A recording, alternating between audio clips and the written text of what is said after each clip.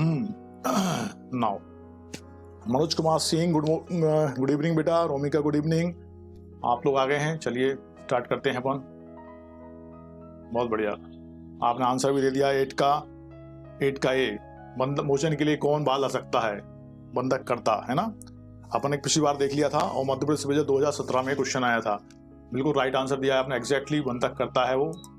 और अपन इसको देख लेते हैं,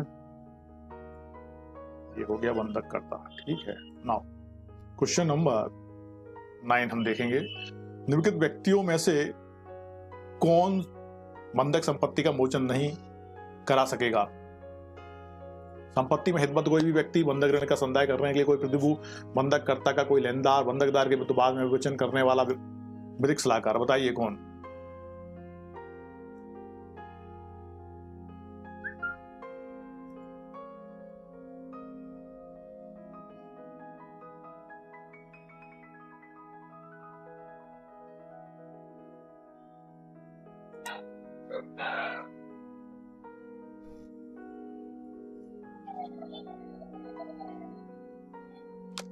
नाइन का डी आंसर दिया है और उत्तराखंड पीसीएस जूनियर फिल्म 2015 में आया था। D is correct answer. बंधकदार के बाद में विवेचन करने वाला विधिक सलाहकार, बिल्कुल सही है। D is correct answer. Okay, nice, very good भूमिका, नाइस बेटा, बहुत बढ़िया।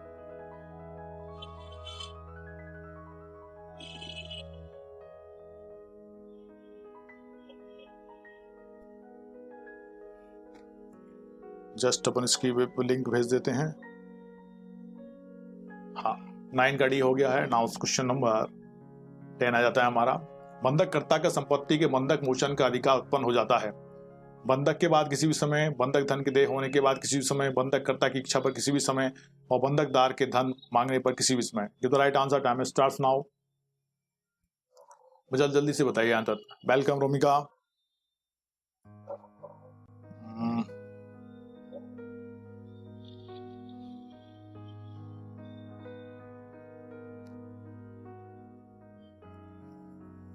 क्वेश्चन नंबर 10 आया था आपका उत्तराखंड सिविल जूनियर फिल्म 2009 में।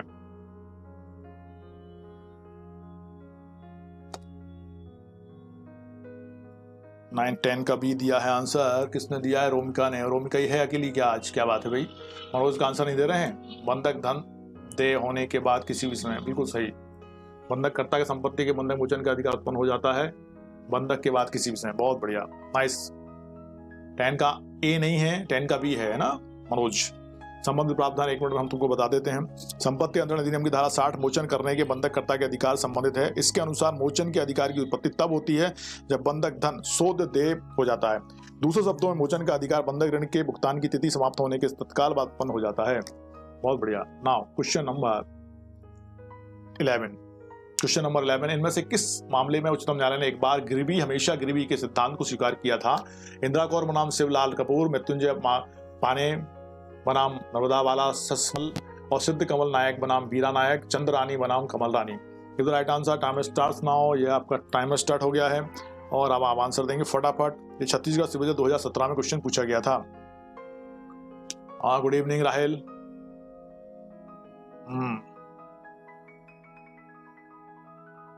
जस्ट वेट, मैं इसको भेज देता हूँ लिंक को, यहाँ पे भी भेज देते हैं अपन। नो,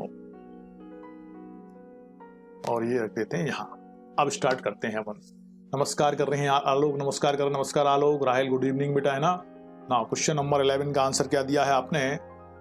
रोमिका ने दिया 11 का सी। ओके, 11 का सी नहीं है, 11 का बी है। B is correct answer. Mrityunjay पाने बनाम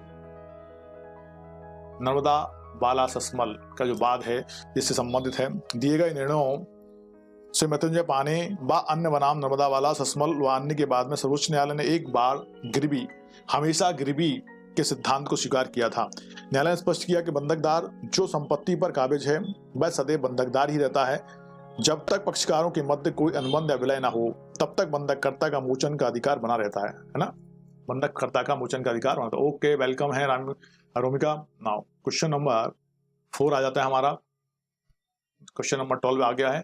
मोचन का अधिकार प्रयोग में लाया जा सकता है न्यायालय से बाहर बंधकदार को बंधक धन भुगतान करके, बंधक पर शोध राशि को न्यायालय में जमा करके, मोचन हेतु नियमित दावा करके और उपरोक्त में से किसी एक प्रकार से। बताइए जल्दी से, give the right answer, time start now. Question number 12 दिया आया था आपका मध्य प्रदेश विभाजन 1993 में। मोचन का अधिकार प्रयोग में लाया जा सकता है न्यायालय से बाहर बंधकदार को बंधक धन का भुगतान करके, न्यायालय बंधक पर शोध राशि को न्यायालय में जमा करा के, मोचन हेतु नियमित दावा करके, उपरोक्त में से किसी भी एक प्रकार से। ओके, आंसर दिया है रोमिका ने 12 का डी, वेरी फास्ट रोमिका। तो राइट आंसर उपरोक्त में से किसी भी एक प्रकार से, बिल्कुल सही। और आलोक ने कहा 12 का सी, बेटा सी नहीं है आलोक, डी इज करेक्ट आंसर ना। 12 का डी सुनंदा ने भी कहा, सुनंदा बिल्कुल सही कहा आपने। Okay nice, D is correct answer. मोचन उपरोक्त में से किसी एक प्रकार में, बिल्कुल सही कहा, डी इज करेक्ट आंसर है ना। सेक्शन 60 के अंतर्गत मोचन के अधिकार का प्रयोग बंधक धन के भुगतान द्वारा या न्यायालय में निक्षेप द्वारा या मोचन के लिए बाद लाकर किया जा सकता है ना। अतः उपरोक्त में से सभी प्रकार से ऐसा हो सकता है ना। क्वेश्चन नंबर 13 आ जाता है हमारा, है ना। और 13 को हम देख लेते हैं। एक बंधक सदैव ही बंधक रहता है का अभिप्राय है क्या? बंधककर्ता को बंधक मोचन करने का अधिकार किसी अन्य को देने का अधिकार नहीं है। बंधक ग्रहीता को यह अधिकार नहीं है कि वह बंधक ऋण किसी और को दे दे। एक निश्चित अवधि के समापन पर बंधक का मोचन नहीं हो सकता। बंधक सदैव मोचनीय होता है। The right answer, time starts now. 13. Uttarakhand species junior film 2014 मतलब 2014 में क्वेश्चन आया था। सुनंदा ने कहा 12 का डी, करेक्ट आंसर 12 का डी हो गया। नाउ 13 का आंसर दो बेटा फटाफट।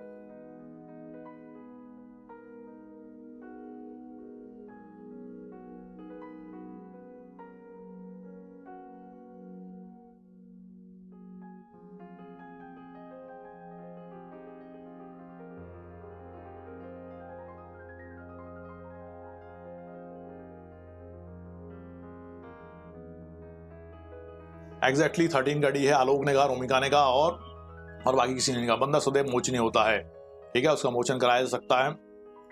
ओहो, ये क्या बात है, लाइन बहुत सीधी नहीं आ रही है। बंधक सदैव मोचनीय होता है। ओके,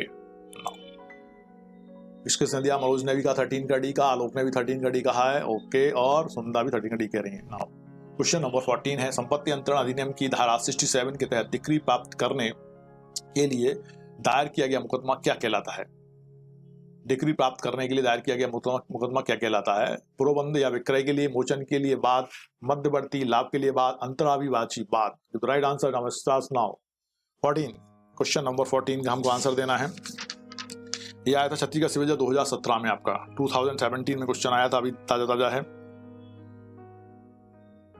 सेक्शन 67 14 का ए कहा मनोज ने और सुनंदा ने, बिल्कुल सही कहा मनोज और सुनंदा, एकदम एग्जैक्टली। रोमिका भी कह रही है 14 का ए, एग्जैक्टली 14 का यही है, पुरोबंध या विक्रय के लिए। Nice, A is correct answer. मोचन, पुरोबंध या विक्रय के लिए, बिल्कुल सही। ना क्वेश्चन नंबर 15 आ जाता है हमारा, और 15 कहता है निम्न में से कौन सा अधिकार बंधकदार का है ना कि बंधककर्ता का? बंधकदार का है ना कि बंधककर्ता का, है ना। बंधकदार कौन होता है? बंधककर्ता होता है। बंधककर्ता जो बंधक कर रहा है, बंधकदार जिसके पास बंधक रखा गया है। दस्तावेजों निरीक्षण का अधिकार, कब्जे के प्रत्युत्थान का अधिकार, मोचन का अधिकार, प्रबंध का अधिकार। बताइए जल्दी से। 15 उत्तराखंड पीसीएस जूनियर फिल्म 2016 में क्वेश्चन पूछा गया था। 15 फास्ट। 15 का सी का मनोज ने, मोचन का अधिकार बंधकदार का है ना कि बंधककर्ता का। बंधकदार का है ना कि बंधककर्ता का। भी मनोज क्या पूछा है मैंने? बंधकदार का ना कि बंधककर्ता का। बंधककर्ता का अधिकार है, मोचन का अधिकार तो भाई। Yes, D is correct answer. Romika is correct, Alok, Megha सब उसको सही करेंगे। प्रोबंध का जो अधिकार है, it is the right of बंधकदार, ठीक है। मॉर्गेजर का जो बंधकदार है उसका अधिकार है ना। जो मॉर्गेजी है ना उसका अधिकार है बंधकदार, मतलब पुरोबंध का अधिकार। Now question number 16। ओके, कोई दिक्कत नहीं मनोज, सॉरी करने की आवश्यकता बिल्कुल नहीं है बेटे, है ना।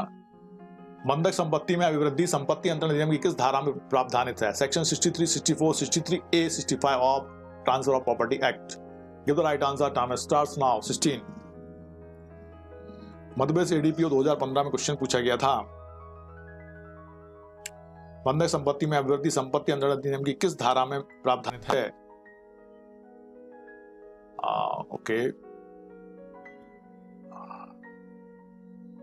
16 का बी कहा है रोमिका ने और सुनंदा इज फास्ट और रोमिका पीछे से साथ में, बिल्कुल बढ़िया। सेक्शन 63A इसके बारे में बात करता है, बंधक संपत्ति में अभिवृद्धि के बारे में, उससे संबंधित प्रावधान एक मिनट बताता हूं मैं। सेक्शन 63A बंधक संपत्ति में अभिवृद्धि से संबंधित है। अभिवृद्धि मतलब उसमें बढ़ जाने से संबंधित है। इसके अनुसार जहां की बंधकदार के कब्जे में ही बंधक संपत्ति में अभिवृद्धि बंधक के चालू रहने के दौरान की गई है, वहां मोचन पर बंधककर्ता तत्प्रतिकूल संविदा ना हो तो अभिवृद्धि का हकदार होगा और बंधककर्ता केवल उपधारा 2 में उपबंधित मामलों को छोड़कर उसका खर्चा देने का भी दायी होगा। ठीक है, तो ये देखने वाली बात है। 16 का बी हमने किसने आंसर दिया भाई? Sunanda, Romika, Manoj, Alok, everybody is correct. Now question number 17, बंधक संपत्ति में अभिवृद्धि संपत्ति अंतरण अधिनियम की किस धारा में प्रावधानित है? 63, 65, 63A, 65A give the right answer. Time starts now. ये क्वेश्चन अलग समय में आया इसलिए इसको ऊपर ने रखा हुआ है। ये आपके मध्य प्रदेश अतिरिक्त जिला एवं सत्र न्यायाधीश प्रीलिम्स 2017 में आया था। बी इसका आंसर देखना है आपको सही क्या है। बंधक संपत्ति में अभिवृद्धि संपत्ति अंतरण अधिनियम किस धारा में प्रावधानित है? अभी आपने सही आंसर दिया था, फिर से आंसर सही देंगे। बिल्कुल सही दिया Sunanda, 63A is correct answer. Madhya Pradesh high judicial prelims 2017 में आया था इसलिए अपन इसको रखा है। हाँ, क्वेश्चन नंबर 18, निम्नलिखित में से कौन सी धाराएं बंधक संपत्ति में अनुवृद्धि से संबंधित हैं? फिर से वही क्वेश्चन 63, 70, 63 एवं धारा 70 दोनों और 63A। ये क्वेश्चन भी आया था आपका उत्तराखंड पीसीए जूनियर प्रीलिम्स 2012 में, इसलिए इसको रखा गया है। कौन सी धाराएं बंधक संपत्ति से अनुवृद्धि से संबंधित है? अनुवृद्धि से संबंधित हैं।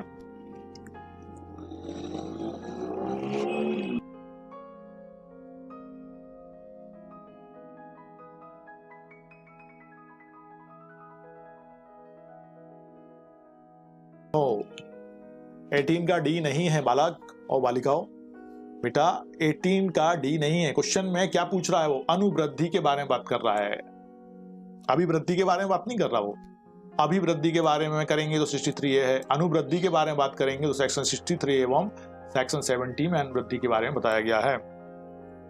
सेक्शन 70 एवं 70 में 63 एवं 70 में अनुवृद्धि से संबंधित प्रावधान है। तो आंसर सी किसने दिया है? मनोज ने दिया था, एकदम सही। मनोज कुमार सिंह ने बिल्कुल सही कहा है। रोमिका 18 का सी है ना, 18 का सी कर लो उसको। नाउ 18 का सी इज करेक्ट आंसर। 63 एवं 70 में दोनों में अनुवृद्धि संबंधित बात है और अभिवृद्धि संबंधित बात 63A में है। नाउ क्वेश्चन नंबर 19, बंधकदार के कब्जे की बंधक संपत्ति में अनुवृद्धि बंधक चालू रहने के दौरान होती है, तत्प्रतिकूल संविदा ना हो तो मोचन किए जाने पर ऐसी अनुवृद्धि का हकदार कौन होगा?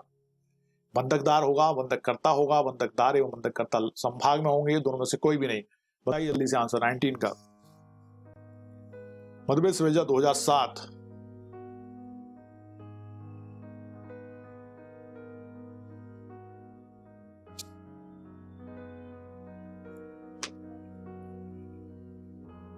वेलकम रोमिका। 19 का भी इज करेक्ट आंसर। 19 का भी बिल्कुल सही कहा आपने रोमिका। सुनंदा 19 का भी है बेटा ना। बंधककर्ता यदि उसने क्या कह दिया है? तत्प्रतिकूल संविदा ना हो तो मोचन के किए जाने पर ऐसी अनुवृत्ति का हकदार कौन होगा? बंधककर्ता होगा। यदि कोई संविदा है तो फिर बंधकदार या संभाग या जो कुछ भी तहसीब संविदा होगी उसके हिसाब से उसमें उसको मिलेगा। ठीक है, तो 19 का भी is correct answer. Now question number 20 है, वह बंधककर्ता जिसने 2 या अधिक बंधक एक ही बंधकदार के पक्ष में निष्पादित कर दिए हैं, तत्प्रतिकूल संविदा ना हो तो उस समय जब उन बंधकों में से 2 या अधिक बंधकों का मूलधन शुद्ध हो गया हो, उन सभी बंधकों का एक साथ मोचन कराने के लिए बाध्य है। उन बंधकों में से किसी एक बंधक का पृथकतः मोचन कराने के हकदार नहीं होगा। ऐसे बंधकों में से कम 2 बंधकों का मोचन एक साथ करने के लिए बाध्य है।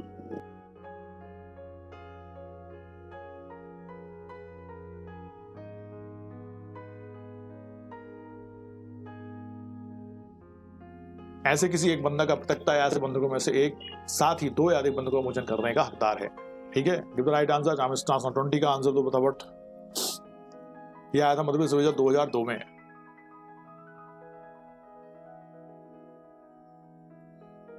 ओके, 20 का आंसर क्या दिया है भाई? 20 का आंसर दिया है डी। रोमिका ने दिया 20 का डी, बिल्कुल सही रोमिका। ऐसे किसी एक बंधक का पृथकता या ऐसे बंधकों में से एक साथ ही दो या अधिक बंधकों का मोचन कराने का हकदार है। बिल्कुल सही कहा आपने, D is correct answer.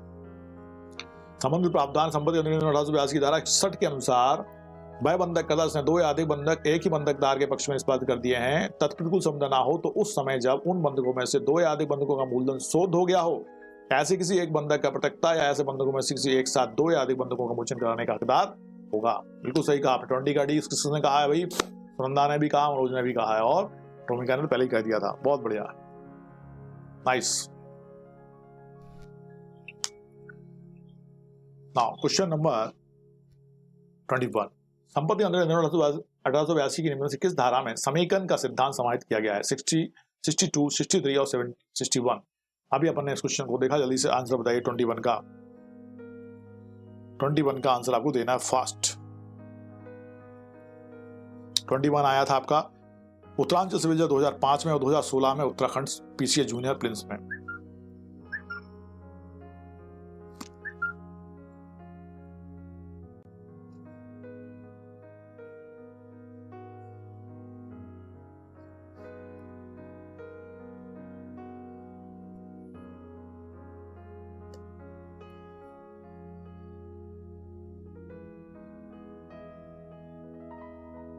Twenty one का सी कहा है किसने भाई?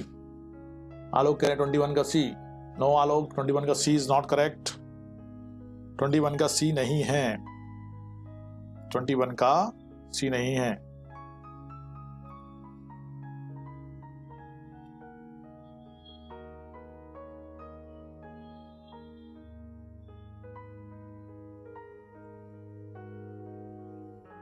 ट्वेंटी वन का सी नहीं है। 21 का डी और जी और सुंदर डी। 21 का डी, आलोक नहीं, 21 का डी बिल्कुल सही। सेक्शन 61 है जो समेकन की बात करती है। समेकन मतलब वो समाहित करने की बात कर रहे थे ना, दो एक साथ कर दिया था अपन ने, वही वाली बात है। तो सेक्शन 21 सेक्शन 61 उसके बारे में बात करता है।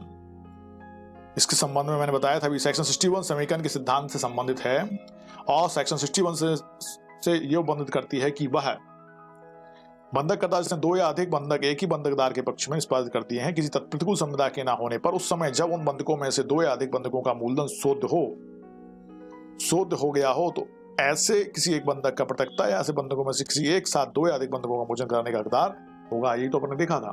नाउ क्वेश्चन नंबर 22, निम्नलिखित में से कौन सा युग्म सही सुमेलित नहीं है? आपको देखना है कौन सा सही सुमेलित नहीं है। 3 सही सुमेलित होंगे, एक सही सुमेलित नहीं होगा। पाश्चिकृत और क्रमबंधन धारा 81, मोचन करने का बंधककर्ता का अधिकार धारा 60 ए, कब्जा प्रत्युत्थान का भोग बंधककर्ता का अधिकार धारा 62 पर से कोई भी नहीं। तो right answer time starts now. 22 का आंसर दो फटाफट।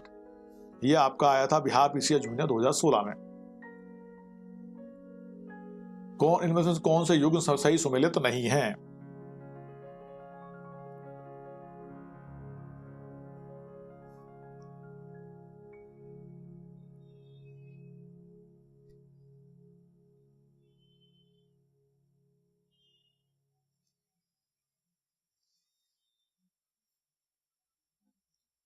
रोमिका ने कहा 22 का बी और सुनंदा ने कहा 22 का बी।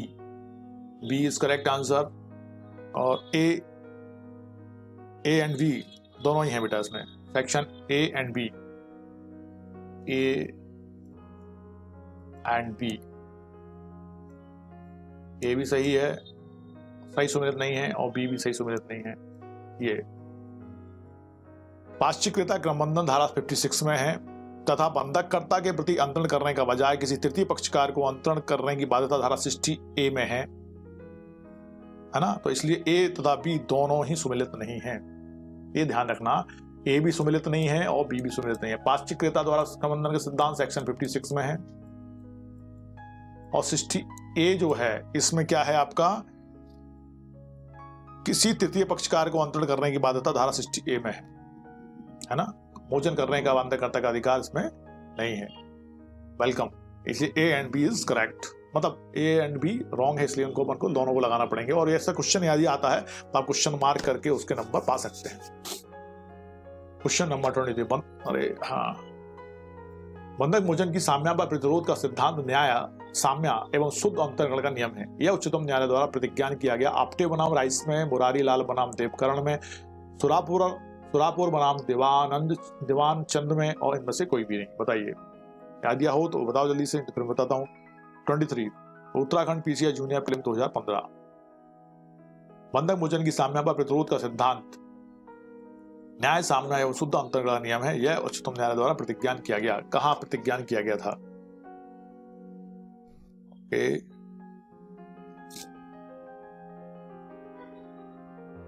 ट्वेंटी थ्री का B answer is correct. Alok is correct. Murari Lal बनाम देवकरण, मुरारी लाल बनाम देवकरण के मामले में AIR 1965 का यह मामला था। AIR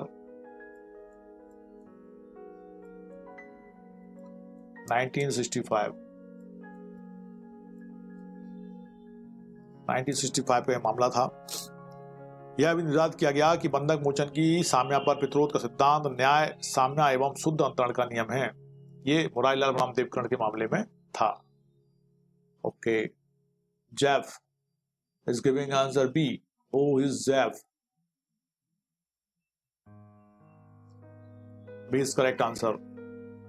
Now, क्वेश्चन नंबर 24 आता है हमारा। इनमें से किस मामले में उच्चतम न्यायालय ने कहा कि बंधक गिरवी रखी हुई संपत्ति की अदालती नीलामी के दौरान बिक्री प्रभावी होने पर बंधक रखने वाले व्यक्ति का बंधक छुड़ाने का अधिकार समाप्त हो जाता है? एम्बेसी होटल प्राइवेट लिमिटेड बनाम गजराज एंड कंपनी, पंजाब एवं सिंध बैंक बनाम Punjab breeders limited, state of HP बनाम राजेंद्र चंद्र सूद, यूनिटेक बनाम यूनियन ऑफ इंडिया। जो right answer time starts now. 24 यह आया था छत्तीसगढ़ सिविल जज 2017 में। किस मामले में उच्चतम न्यायालय ने कहा कि बंधक गिरवी रखी हुई संपत्ति की अदालती नीलामी के दौरान बिक्री प्रभावी होने पर बंधक रखने वाले व्यक्ति का बंधक छुड़ाने का अधिकार समाप्त हो जाता है? किस मामले में कहा था?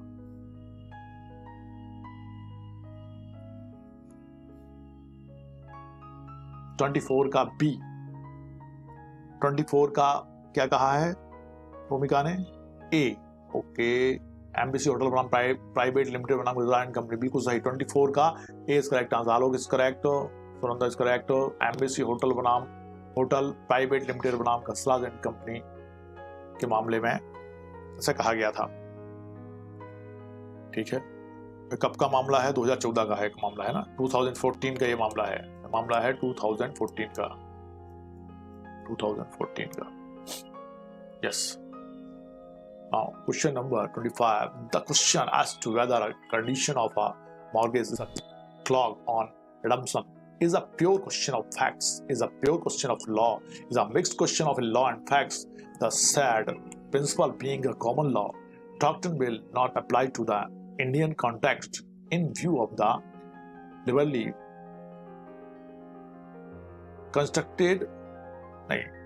construed right of foreclosure. Give the right answer. Time starts now. 25 का आंसर देना है आपको। यह आया था बिहार हाई जस्टिस फिल्म 2016 में।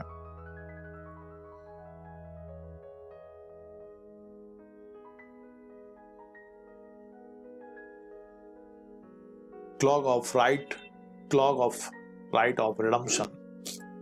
25 का डी। गुड इवनिंग सना, बहुत लेट हो रही हो आजकल, क्या बात है, बहुत लेट हो गई तुम। 25 का D is not correct, is a pure question of facts. A is correct answer, is a pure question of facts. संबंधित प्रावधान को सुनो। कोई भी ऐसा प्रावधान है सर जो मोचन के अधिकार को रोकने, टालने या बाधा डालने के लिए बंधक में सन्निविष्ट किया जाता है तो उसे मोचन के अधिकार पर प्रतिरोध या बाधा, clog on right to redemption कहा जाता है। बंधक में कोई भी शर्त या अनुबंध प्रतिरोध है या नहीं, यह अनिवार्य रूप से एक तथ्य संबंधी प्रश्न है और इसकी अवधारणा विनिश्चय प्रत्येक बात की परिस्थितियों या तथ्यों पर निर्भर करता है। यद्यपि विभिन्न निर्णयों में सर्वोच्च न्यायालय ने अन्य न्यायालयों में इसे तथ्य तथा विधि का विशुद्ध प्रश्न माना गया है ना। It is a pure question of facts. और बहुत ज्यादा। Are you fine now sir? हाँ बेटा, लगभग। हालांकि सिर में बहुत हेडेक हो रहा है मेरा और धीरे धीरे सही हो रहा हूँ मैं, कोशिश कर रहा हूँ मैं। आई एम टेकिंग रेस्ट, है ना, और छुट्टी पे हूं मैं कॉलेज से। ठीक है। Now question is a pure question of facts. ठीक है। Now question number 26। अच्छा, नेटवर्क इशू है, तो क्या बात है, नेटवर्क नहीं आ रहा वहां पे प्रॉपर क्या? न्यायालय से ऐसी डिग्री प्राप्त करने का अधिकार की बंधक करता उस संपत्ति का मोचन कराने के अपने अधिकार के आत्यंतिक रूप से एब्सोल्युटली विवर्जित होगा। प्रोबंध का अधिकार, मोचन का अधिकार, दावे क्लेम का अधिकार, विक्रय का अधिकार, किसमें बताइए? Question number 26। मध्यप्रदेश विश्वविद्यालय 2005 में क्वेश्चन पूछा गया था। न्यायालय से ऐसी डिग्री प्राप्त करने का अधिकार की बंधक करता उस संपत्ति का मोचन कराने के अपने अधिकार से आत्यंतिक रूप से एब्सोल्युटली विवर्जित होगा।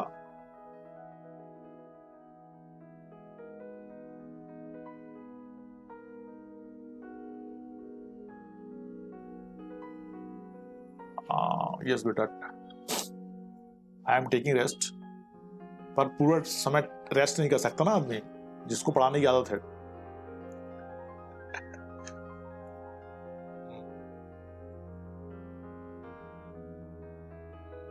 डॉक्टर को दिखा दिया है, मेडिसिन चल रही है, कल देखते हैं, नहीं तो फिर एक्सरे कराना पड़ेगा, तो बाद में एक्सरे कराएंगे। हाँ, 26 का आंसर दिया आपने, A is correct answer, Romika is correct, Sunanda is correct, और मनोज आल्सो। प्रबंध का अधिकार बिल्कुल सही है। Question number 27। संपत्ति अंतरण अधिनियम में बंधक गृहीता के अधिकारों और दायित्वों का वर्णन किया गया है। बंधक गृहीता और के अधिकारों और दायित्वों का वर्णन किया गया है। सेक्शन 55, 57, 67, 77, 61 से 65 और 78 बताइए जल्दी से। 27 छत्तीसगढ़ सिविल जज प्रीलिम 2014 में क्वेश्चन पूछा गया था। बंधक गृहीता के अधिकारों और दायित्वों का वर्णन किया गया है।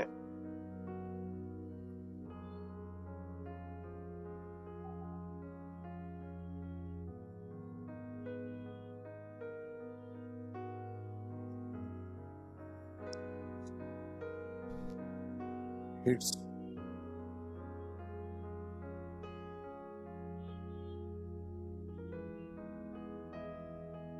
27 का सी, सेक्शन 67 से 77 बिल्कुल सही है। सी इज करेक्ट आंसर। और 27 का आंसर सही दिया रोमिका ने और साना ने। बिल्कुल साना, 27 का ए नहीं है बेटा, सी है, सी इज करेक्ट। 67 से 77 is correct answer. Okay Manoj ने सही दिया आंसर। आज पूजा गायब है। सुनंदा ने 27 का सी दिया है, ठीक है। प्रोबंध का उपचार निम्न में से किस बंधक में उपलब्ध है? भोग बंधक में, सशस्त्र विक्रय द्वारा बंधक में, साधारण बंधक में, अंग्रेजी बंधक में? Give the right answer. 28 है ये, 28 का आंसर देना है। यह आया था Uttarakhand PCS junior prelim 2002-2016, Madhya Pradesh civil जज 2006, 2013 और फिर 2016 में, मध्य प्रदेश एडीपीओ प्रीलिम 2009 में, फिर 2010 में।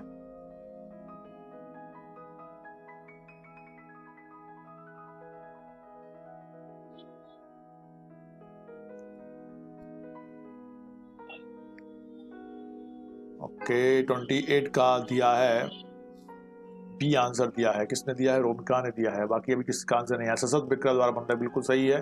प्रोबंध का उपचार जो है निम्न में से किस बंधक में उपलब्ध है? उन्होंने कहा सशस्त्र विक्रय द्वारा बंधक में। सेक्शन 67 इसके बारे में बात करती है और सेक्शन 67 के खंड का के अनुसार सशस्त्र विक्रय वाले बंधकदार तथा विलक्षण बंधक वाले बंधकदार जिसे प्रोबंध का हक हो के संबंध में प्रोबंध का उपचार उपलब्ध होता है। कालिका बनाम अजुधिया के बाद में इलाहाबाद उच्च न्यायालय ने कहा कि सशस्त्र विक्रय द्वारा बंधक में प्रोबंध का उपचार उपलब्ध रहता है। ठीक है, 29 का बी था, वो सही हो गया बेटा, वो सिर्फ रिपीट हो गया था। क्वेश्चन नंबर 30 का आंसर दो आप। तो ये आया था मध्य प्रदेश सिविल जज 2002 में। हाँ, रिपीटेड, यस।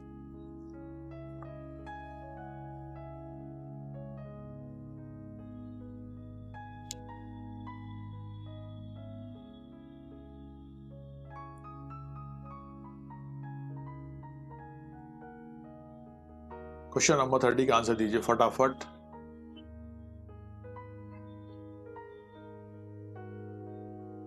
का बी, 6 मास, बिल्कुल सही Romika, very fast, right answer, 6 month.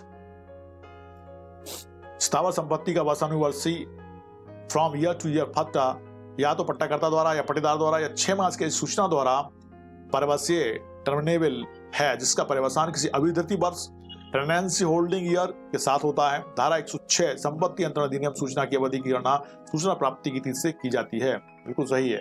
तो 30 का बी इज करेक्ट आंसर। किसने दिया है? साना ने नहीं कहा बी, मनोज ने कहा 30 का बी, सुनंदा ने 30 का बी कहा है और साना कह रही 30 का D. It is not correct Sana, B is correct है ना, डी इज नॉट करेक्ट है ना।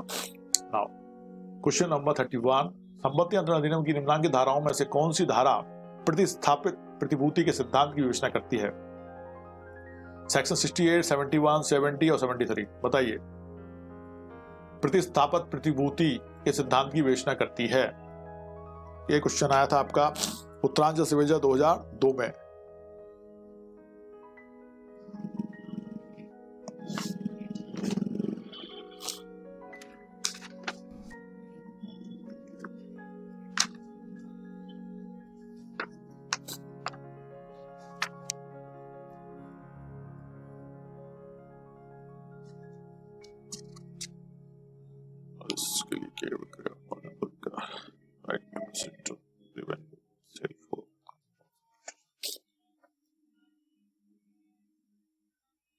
प्रतिस्थापित प्रतिभूति के सिद्धांत की विवेचना करती है। 31 का डी कहा है सुनंदा ने, सारा ने और रोमिका ने।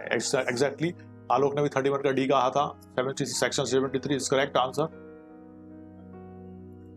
Section 73 is correct answer. संपत्ति अधिनियम की 1882 की धारा 73 में प्रतिस्थापित प्रतिभूति के सिद्धांत की विवेचना की गई है, जबकि सेक्शन 68 बंधक धन के लिए बाल के अधिकार से तथा 70 बंधक संपत्तियों अनुवृद्धि से एवं 71 बंधक पट्टे के नवीनीकरण से संबंधित हैं। ठीक है, ये याद रखना।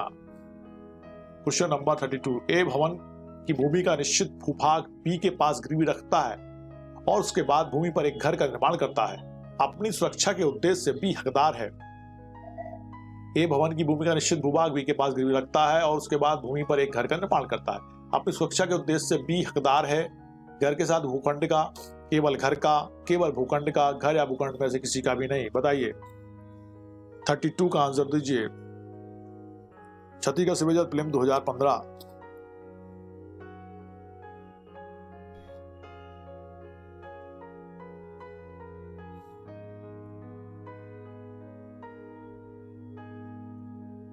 (32) का ए कहा घर के साथ भूखंड का, बिल्कुल सही कहा रोमिका ने। घर के साथ भूखंड का बिल्कुल हकदार है वो। सेक्शन 70 बंधक संपत्ति में अनुवृद्धि का उपबंध करती है।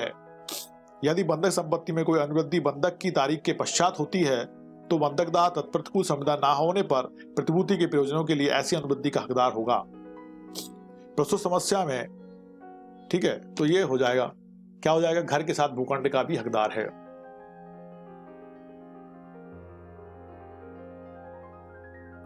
(32) का ए इज करेक्ट आंसर। किसने दिया है भाई? रोमिका, आलोक, सुनंदा और Manoj. Okay, now question number 33, संपत्ति अंतरण अधिनियम की किस धारा में रिसीवर की नियुक्ति के बारे में प्रावधान है? रिसीवर मतलब प्रापक। Section 60, 62, 61, 69 A. The right answer starts now. 33 का आंसर तो फटाफट। मध्यप्रदेश एपीओ 2008 किस में आएगा ये?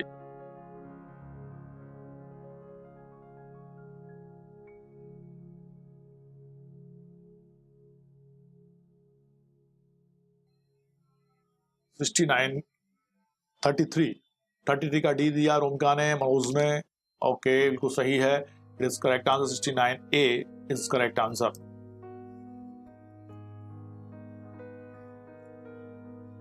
(33) का है आंसर, है ना। सेक्शन 69 ए में रिसीवर की नियुक्ति संबंधित प्रावधान है। ठीक है, हमको पता है। और सेक्शन 60 में क्या है? मोचन कराने का बंधककर्ता का अधिकार। 61 में है पृथक तथा साथ साथ मोचन का अधिकार। और 62 कब्जा प्रत्युत्थान करने का भोग बंधककर्ता का अधिकार से संबंधित है। Now question number 34। 33 का डी हो गया है, सुनंदा ने भी कहा 33 का डी। ओके सुनंदा, संपत्ति अंतरण अधिनियम 1882 के निम्न प्रावधानों में से किस से कब्जा बंधकदार के वैधानिक दायित्वों को बताया गया है? 76, 78, 77 और 79। सकब्जा बंधकदार किस में सकब्जा बंधकदार के वैधानिक दायित्वों को बताया गया है? 76 में, 78 में, 77 में और 79 में। बताइए जल्दी से। Uttarakhand PCA junior film 2008।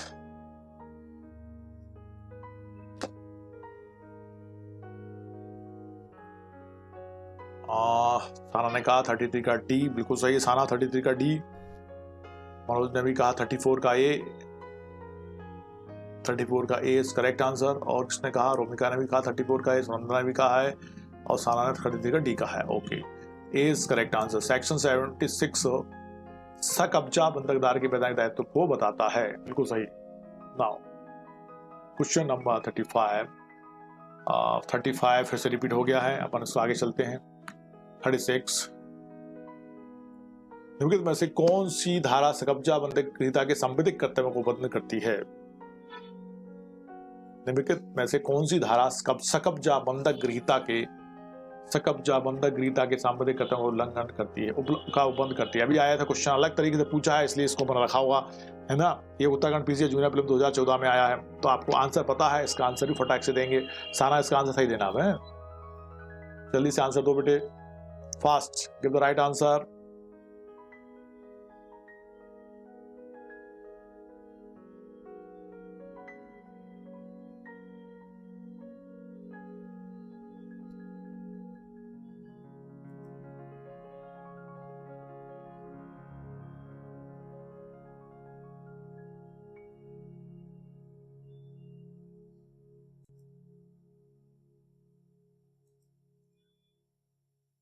हाँ 36 का डी सबने दिया है। रिपीटेड सर, हाँ रिपीटेड नहीं है, ये अलग टाइप से पूछा है, उसको है तो वही क्वेश्चन लेकिन रिपीटेड है, लेकिन क्वेश्चन की जो डेफिनेशन दी है ना हमने वो अलग टाइप की, इसलिए इसको बना रखा है। रिपीटेड तो है, यू आर राइट। ना क्वेश्चन नंबर 37 संपत्ति अंतरण अधिनियम की निम्नलिखित किस धारा में प्रावधान है कि जब क्रमबंधन और अभिधान में विरोध हो तो क्रमबंधन अविभावी होगा? Section 80, 82, 81, 83। Right answer time not 37 का आंसर दे दो फटाफट। ये आया था आपका उत्तराखंड पीसीएस जूनियर प्रीलिम्स 2013 में।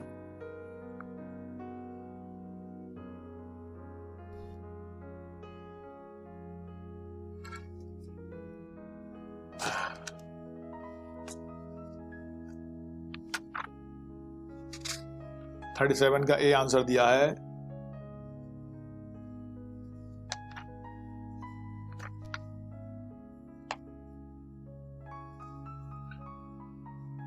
Section 82।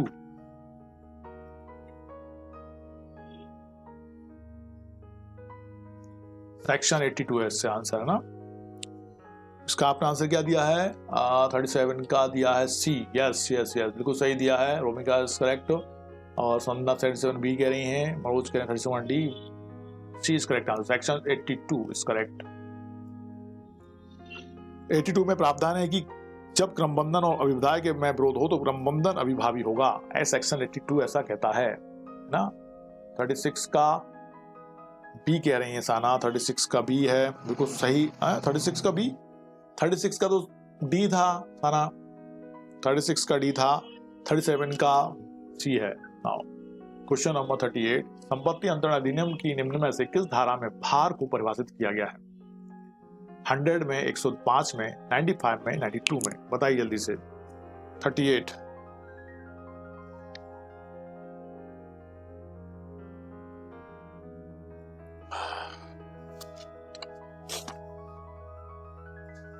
Section 100। Okay,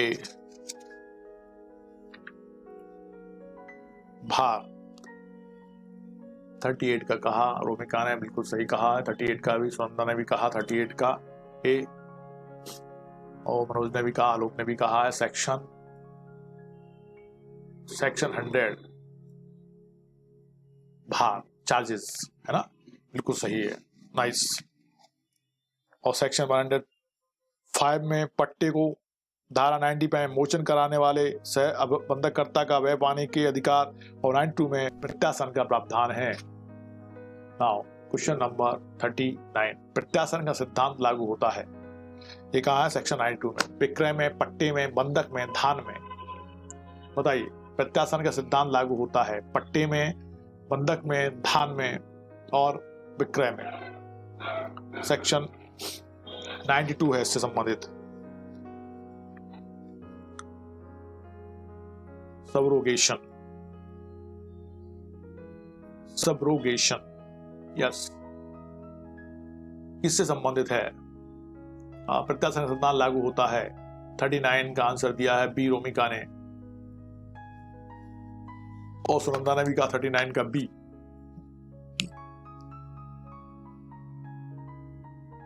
social question number 39, ये आया था आपको उत्तराखंड पीसीए जूनियर प्रीलिम 2008-2012 में।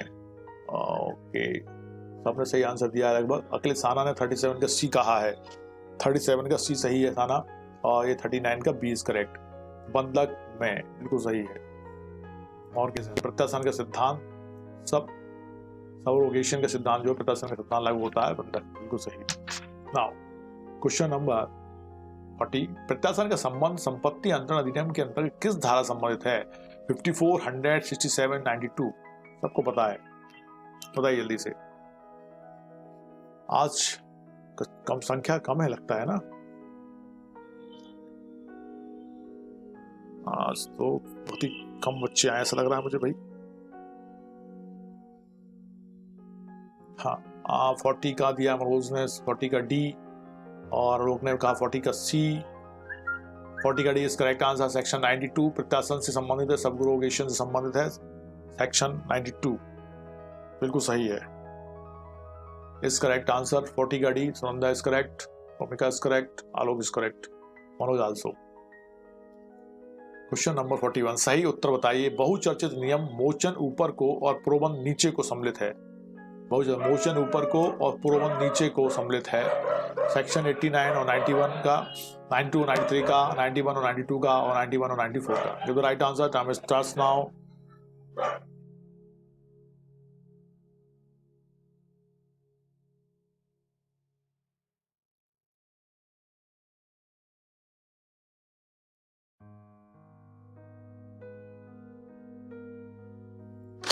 गजब है, मकर संक्रांति की वजह से। Happy Makar Sankranti sir. हाँ हाँ हाँ, सबको, आपको भी ढेर सारी, सब लोगों को मकर संक्रांति की ढेर सारी शुभकामनाएं। आज के दिन सूर्यदेव जो है, सूर्य नारायण है, मकर राशि में प्रवेश करते हैं, बिल्कुल सही। उत्तरांचल सिविल 2005 सॉरी, सेक्शन 91 और 94 इज करेक्ट आंसर। सही आंसर दिया है रोमिका ने। सोमदा ने का 41 का B is not correct. 91 to 91 और 94 है ना सोमदा, और उसने कहा 41 का डी इज करेक्ट आंसर। संपत्ति अंतरण अधिनियम 1882 की धारा 91 एवं 94 के अंतर्गत मोचन ऊपर को और प्रोबंध नीचे को सम्मिलित किया गया है, ठीक है। वहीं सेक्शन 91 ए में मोचन ऊपर को तथा धारा 94 प्रोबंध नीचे को निर्दिष्ट किया गया है, ठीक है। जीके का क्वेश्चन सर। हाँ हाँ हाँ हाँ, कौन सा क्वेश्चन जीके का है? वेलकम।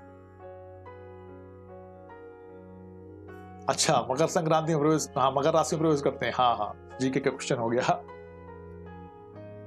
बहुत बढ़िया।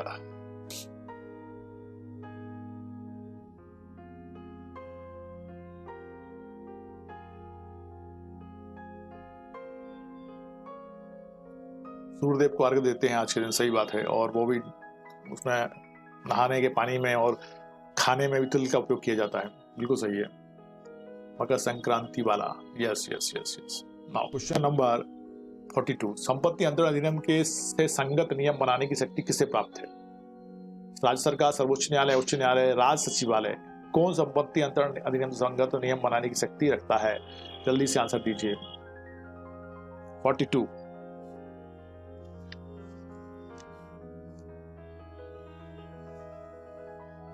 यह आया था मध्य प्रदेश सिविल 1999 में और उत्तराखंड पीसीए जूनियर प्रीलिम 2015 में। संपत्ति अंतरण अधिनियम से संगत नियम बनाने की शक्ति किसे प्राप्त है?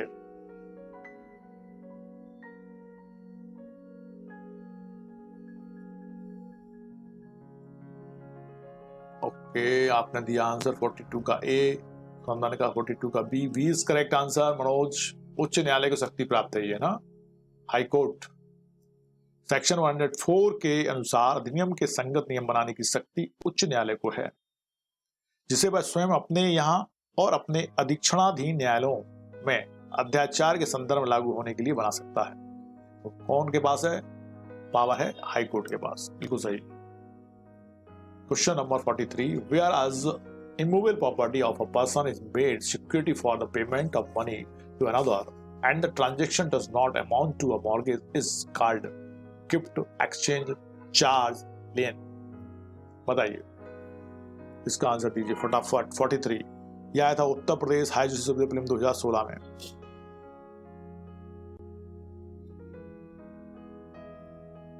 Whereas a movable property of a person is made security for the payment of money to another and the transaction does not amount to a mortgage is called gift, exchange, charge, lien. 43 का answer आपको देना है fast.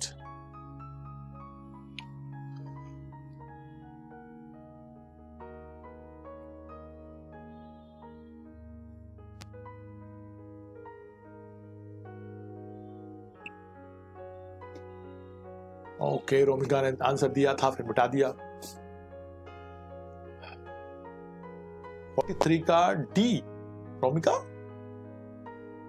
D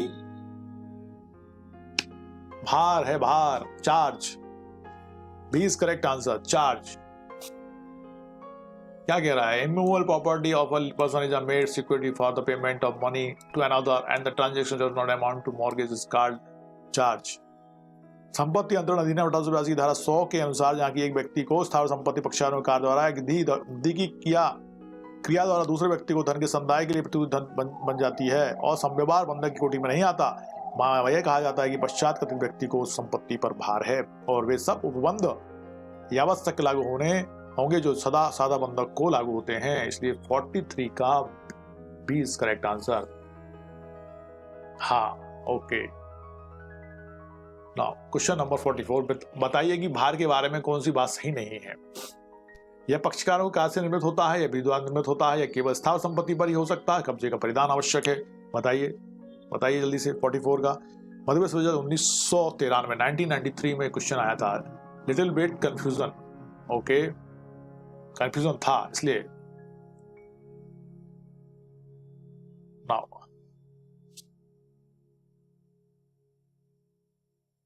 बताइए कि yes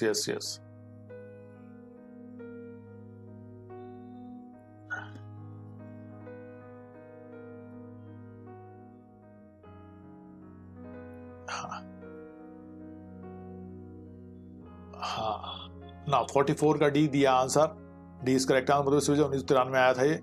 कब्जे का परिधान आवश्यक है, कब्जे का भार में कब्जे का परिधान आवश्यक है, बिल्कुल सही कहा आपने।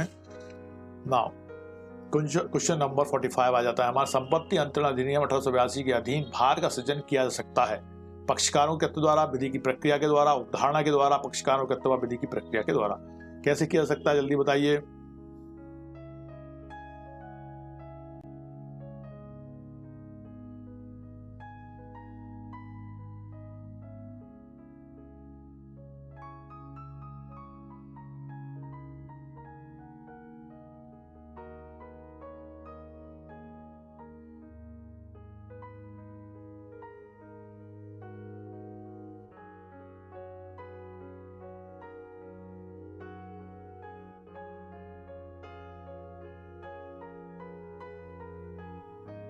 फोर्टी 45 का आंसर क्या दिया है D Rajasthan judicial service prelim 2011 पक्षकारों द्वारा के कर्तव्य विधि की प्रक्रिया द्वारा, बिल्कुल सही। D is correct answer. लगभग किसने सबने आंसर दिया है डी। 45 पर डी सबने दिया है लगभग। ओके सब क्या 4 स्टूडेंट ही हैं आज, लगता है 5 ज्यादा मैक्सिमम 5 स्टूडेंट हैं। ओके ठीक है। न्यायोचित सूचना का सिद्धांत संपत्ति अंतरण की किस धारा में लागू नहीं होता। न्यायोचित सूचना का सिद्धांत संपत्ति अंतरण किस धारा में लागू नहीं होता है। धारा 39 में, 100 में, 40 में और 103 में। बताइए। 46 क्या है मध्यप्रदेश बजट 1989 1989 सेक्शन कौन सा है इसमें। न्यायोचित सूचना का सिद्धांत संपत्ति अंतरण किस धारा में लागू नहीं होता है।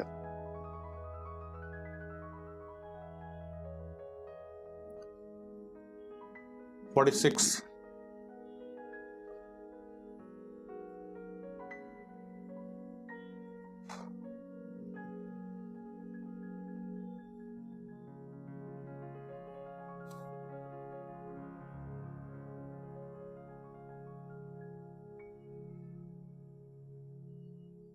का डी कहा सेक्शन 103 बिल्कुल सही है।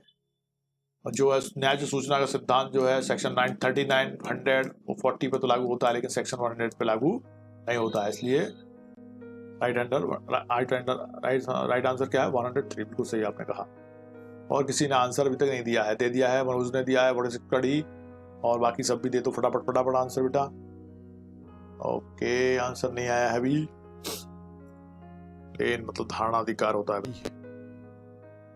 ओके, आंसर आया, बड़े कड़ी आ गया है। नाउ क्वेश्चन नंबर 47, संपत्ति अंतरण अधिनियम के निम्नलिखित किस धाराओं के समूह में पट्टे का वर्णन किया गया है? अब पट्टे की बात पूछ रहे हैं भाई, किन धाराओं में समूह में पट्टे का वर्णन किया गया है? 102 से 119, 105 से 199, 119, 102 से 117 और 105 से 117। बताइए, 47 का आंसर देना है आपको। यह आया था आपका उत्तराखंड पीसीएस जूनियर प्रीलिम 2013 में। 47 का भी डी दिया है रोमिका ने, very fast Romika, give right answer. धाराएं 105 से 117 में वर्णित है, आपका पट्टे का वर्णन बिल्कुल किया गया है, 105 से 117 में ही किया गया है। अध्याय 5 की धारा 105 से लेकर 117 में वर्णित है पट्टे के बारे में। ओके, 47 का डी कहा है मनोज ने, और सुनंदा ने 47 का बी कहा, बी नहीं है बेटा, 105 से 117 है। आलोक ने भी कहा 47 का डी, ठीक है। नाउ क्वेश्चन नंबर 48, तत्प्रतिकूल संविदा या स्थानीय विधि या प्रथा ना हो तो कृषि या विनिर्माण के प्रयोजन के लिए स्थावर संपत्ति का पट्टा कितनी अवधि का माना जाएगा? मासिक से मासिक, वार्षिक से वार्षिक, द्विमासिक और द्विवार्षिक। तत्प्रतिकूल संविदा, स्थानीय विधि या प्रथा ना हो तो कृषि या विनिर्माण के प्रयोजन के लिए स्थावर संपत्ति का पट्टा कितने अवधि का माना जाता है? अच्छा क्वेश्चन है, बताइए। 48 यह था मध्य विश्वविद्यालय 1999 में। वेलकम रोमिका।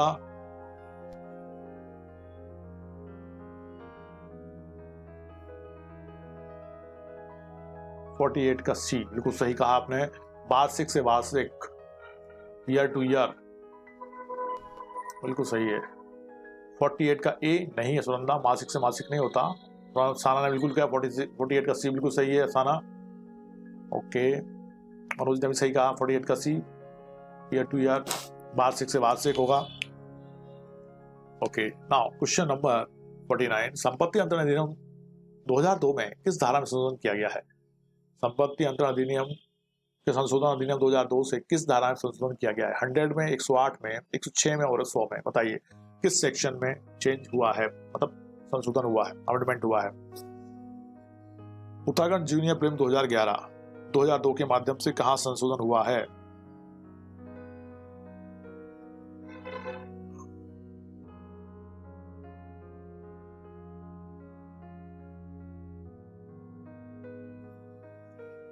ओके, रोमिका ने कहा 49 का भी बिल्कुल सही रोमिका, बिल्कुल सही एकदम सही है। 49 का बी है। 100 सेक्शन 106 में परिवर्तन किया गया है। संशोधन अधिनियम 2002 का था और 2003 में ये एग्जीक्यूट हुआ था कि धारा 2 द्वारा संपत्ति अंतरण अधिनियम की धारा 106 में परिवर्तन किया गया है। 49 का B is correct answer. Now 450 आ जाता है।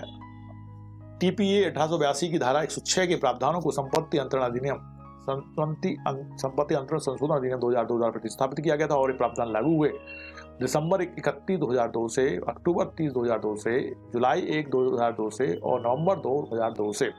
तो राइट आंसर टाइम स्टार्स। कब से लागू हुए थे? ये थोड़ा सा सूक्ष्म हो गया क्वेश्चन, इसलिए इसका आंसर ध्यान से दो, और नहीं पता हो तो मैं देता हूं। कब प्रतिस्थापित किया गया था और प्रावधान लागू हुए कब से? 50 का भी, हाँ ये गड़बड़ हुआ ना। 50 का ए है, दिसंबर 31 2002 से। कब से लागू हुए? दिसंबर 31 दिसंबर 2002 से लागू हुए हैं। ठीक है, इसको सही कर लेना। 31 दिसंबर 2002 से ये लागू हुए हैं।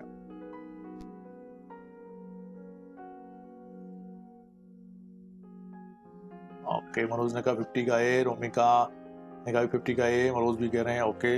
31 दिसंबर 2002 से ये लागू हुए हैं जो संशोधन हुए थे। आलोक ने भी कह दिया है सही। नाउ क्वेश्चन नंबर 51, संपत्ति अंतरण अधिनियम, संपत्ति अंतरण संशोधन अधिनियम 2002 ने अच्छा ये तो अभी क्वेश्चन रिपीट हो गया है, हमें लगता है आज रिपीट ज्यादा होगा, क्या बात है। हाँ, संपत्ति अंतरण अधिनियम का कौन सा उपबंध पट्टा की परिभाषा करता है? 105, 107, 106, 108। पट्टे की परिभाषा कौन दे रहा है? लीज की। Welcome Romika. That effect from 2003। Yes, that effect from 2003। Yes yes, सही कह रहे हो तुम। 2003 का 3 में है ये, हाँ। और 31 दिसंबर 2002 से एग्जीक्यूट हो गया था।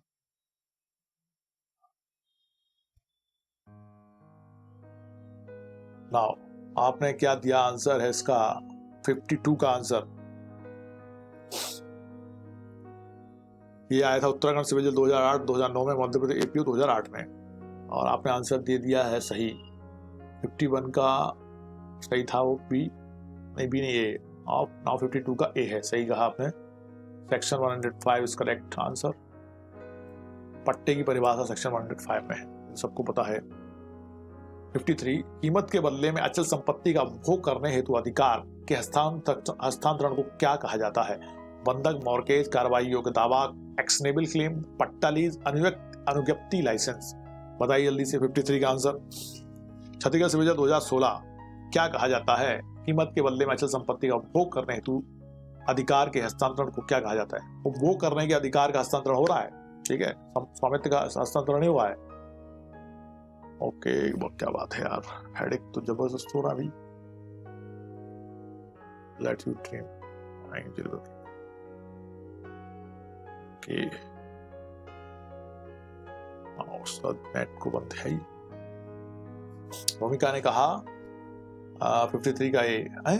रोमिका 53 का ए, कीमत के बदले में अचल संपत्ति का उपभोग करने हेतु अधिकार के हस्तांतरण को क्या कहा जाता है? कीमत के बदले में।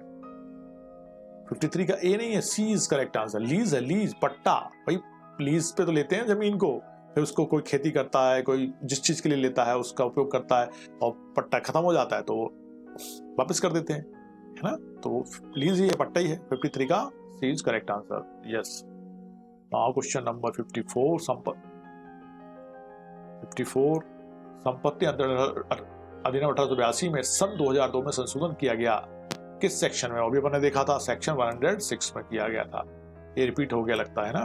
नाउ क्वेश्चन नंबर 55, संपत्ति अंतरण अधिनियम 1882 की धारा 105 के मद्देनजर स्थावर संपत्ति का पट्टा एक अंतरण है जिसमें किसी दी गई कीमत या दी जाने के वचन अथवा धन फसलों के अंश, सेवा अथवा किसी अन्य मूल्यवान वस्तु के प्रतिफल पर उस संपत्ति के उपभोग के अधिकार का अंतरण हो। बी, जिसमें उधार दिए गए धन के समुदाय को प्रतिपूर्ति करने के प्रयोजन से निर्दिष्ट स्थावर संपत्ति हित का अंतरण हो। सी, जिसमें दी गई कीमत या दिए जाने के वचन के प्रतिफल में स्वामित्व का अंतरण हो। डी, जिसमें निश्चित स्थावर संपत्ति का स्वेच्छा प्रतिफल के बिना अंतरण हो। The right answer, time starts now. Repeated, हाँ वो था सर, यही। ठीक है, रहने दीजिए, आप रेस्ट करिए। अच्छा ऐसा कर लेते हैं अपन, आज अपन यहाँ इसको बंद कर देते हैं क्योंकि हेडेक मेरा सही नहीं हो रहा है, बढ़ रहा है ना, तो उसको अपन रिपीट कर, फिर कल अपन इसके आगे चलेंगे ना। अभी इस क्वेश्चन को देख लो 55 को, फिर अपन आगे चलते हैं, मतलब 55 से आगे अपन कल चलेंगे। ओके, मैं सोच रहा था कि फ्राइडे कल फिनिश कर देते अपन उसको, मंडे से कुछ नया शुरू करते हैं, लेकिन कोई लग नहीं रहा मुझे कि फ्राइडे को फिनिश होगा, क्योंकि मैं इसको फिनिश करने के बाद एक मिसलेनियस क्वेश्चन भी लेने की सोच रहा हूँ, सारे के सारे इसके ट्रांसफर ऑफ प्रॉपर्टी के, ताकि उसमें आपको सबको आपस में मिले रहेंगे तो आपको मजा आएगा करने में। 55 का आपने आंसर दिया ए, और ये बिल्कुल सही आंसर है, जिसमें किसी दी गई कीमत या दिए जाने के वचन अथवा धन, फसलों के अंश, सेवा अथवा किसी अन्य मूल्यवान वस्तु के प्रतिफल पर उस संपत्ति के उपभोग के अधिकार का अंतरण हो। Yes, okay. Now take rest करते हैं अपन, है ना। कल अपन मिलेंगे 9 बजे अपनी क्लास में, और तब तक के लिए टेक रेस्ट और गुड नाइट। सबको ढेर सारी शुभकामनाएं मकर संक्रांति की। Good night to all. जय हिंद, जय भारत। जय हिंद, जय भारत। ऐसा। Yes yes.